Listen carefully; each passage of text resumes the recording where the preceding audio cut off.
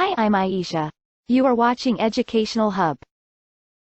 In this video, I will share the standard format of the internship report. Most of the time, students get nervous and confused that what is the standard format for the internship report.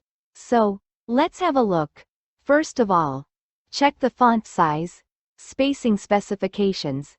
As you can see, it must be in Times New Roman, and you can see the font size for the main headings, and for the subheadings, as well as the spacing.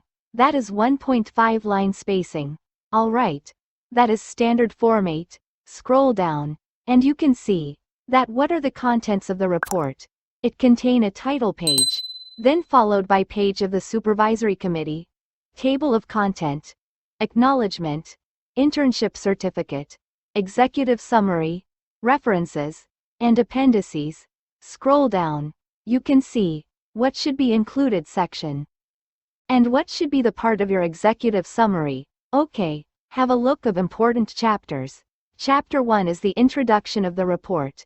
Here is you need to include the background, purpose, data collection, scope of the study.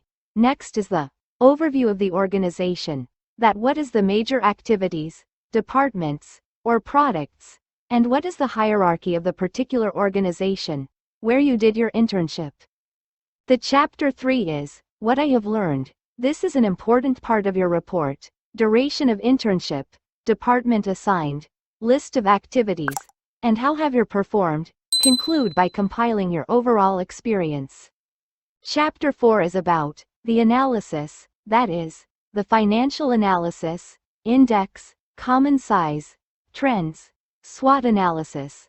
All the topics has been included. And finally, you have the chapter 5, that is recommendations and conclusion, based on strategies developed in SWOT analysis.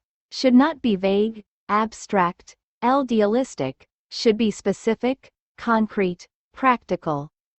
I hope this format will help you preparing the standard internship report. Thank you for watching. Like, share and subscribe my channel for more informative videos.